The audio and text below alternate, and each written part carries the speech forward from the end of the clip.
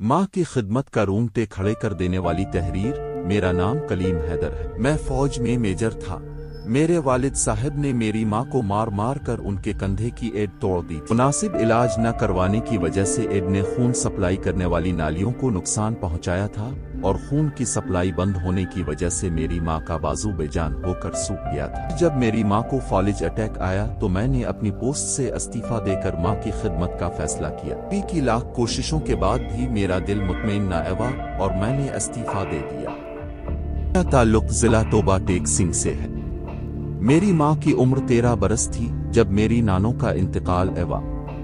मेरी नानों की वफात के बाद मेरे नाना ने मेरी माँ की परवरिश का बीड़ा उठाया, मगर उन्हें जल्द ही यकीन हो गया कि वो तो मेरी माँ को कमा कर खुला सकते हैं, फिर उनके मुहाफिज बन कर घर बैठ सकते हैं। लिहाजा जब मेरी माँ 16 बरस की उम्र को पहुंची तो मेरी माँ का निकाह मेरे नाना ने अपने भतीजे मेरी माँ के चचाजाद से ये सोचते हुए कर दिया कि घर का देखा भाला लड़का है, मेरी बेटी को अच्छी तरह समझता है, मेरा भतीजा भी है, इसलिए खुश रखेगा।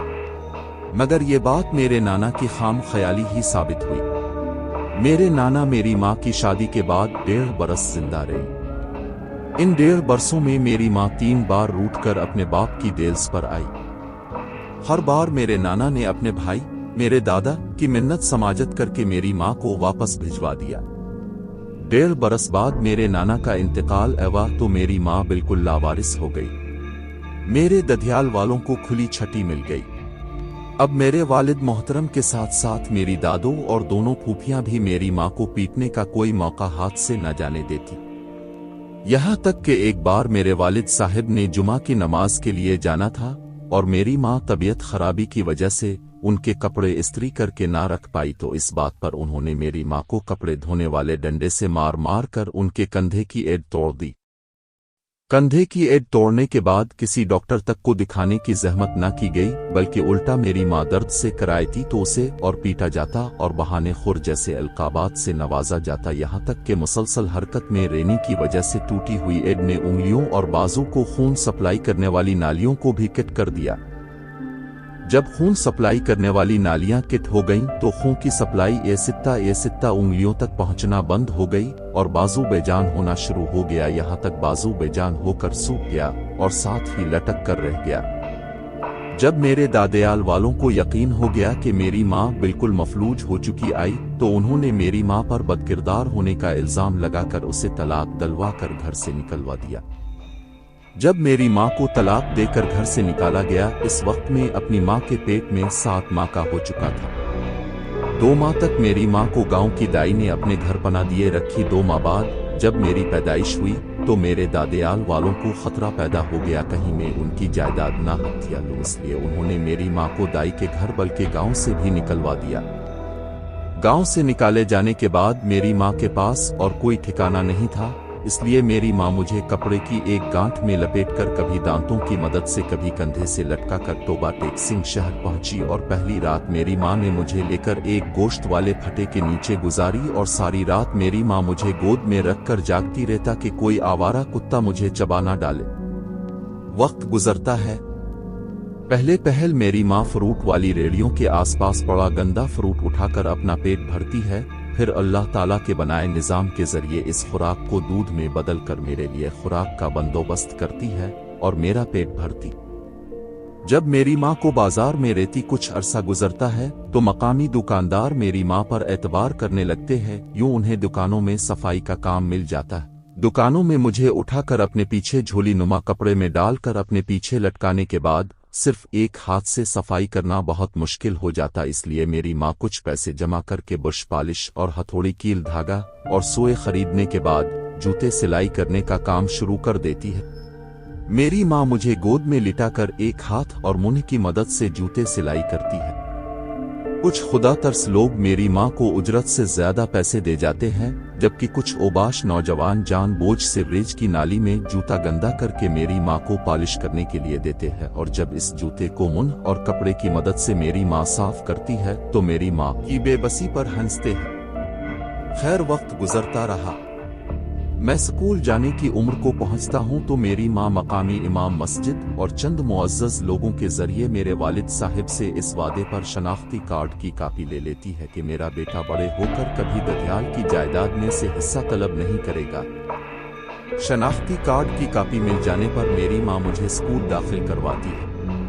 मेरे उस्ताद मोहतरम सैयद ज़फ़र साहिब को जब मेरे हालात का पता चलता तो मुझे और मेरी मां को बाजार से उठाकर अपने घर लाते, हमें एक अलग कमरा देते हैं और हमारा सारा खर्च बर्दाश्त करते हैं। बदले में मेरी मां सैयद ज़फ़र शाह के इनकार के बावजूद उनके घर के कामकाज का जिम्मा उठा लेती है। मैं पढ़ता रहता हूं, यहाँ तक कि उस्ताद मोहतरम मेरे लिए आर्मी में बतौर सेकंड लेफ्टिनेंट अप्लाई करते हैं।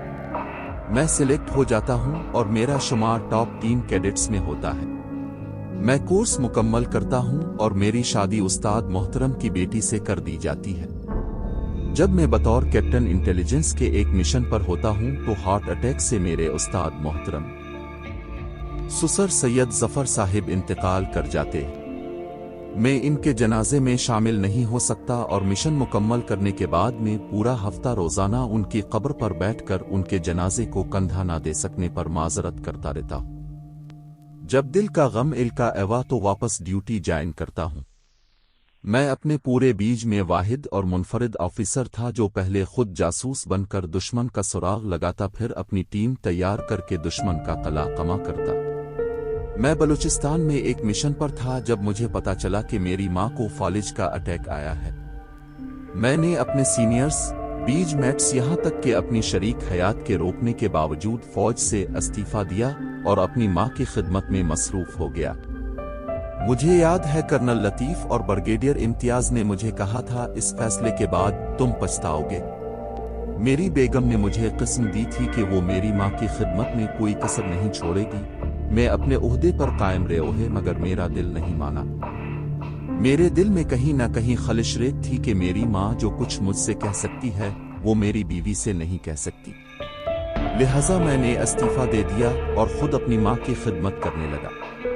मेरी मां जब तक जिंदा रहे मैंने शायद ही कोई रात घर से बाहर गुजारी, नहीं तो मैं 24 में से 18 घंटे मां के साथ गुजारता था।